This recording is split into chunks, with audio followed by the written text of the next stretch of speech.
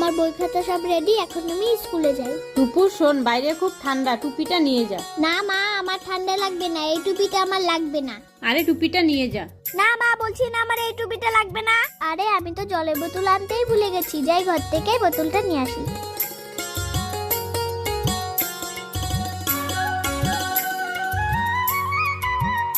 সুখী হ। Bye bye.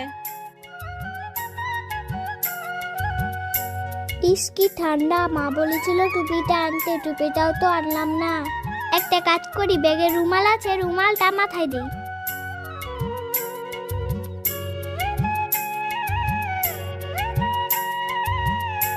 আরে টুপি,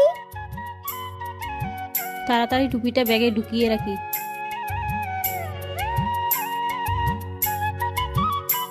এরকম মায়ের জন্য একটা লাইক হতে পারে। আর ভিডিওটা কেমন লেগেছে অবশ্যই কমেন্টে লিখে জানাও।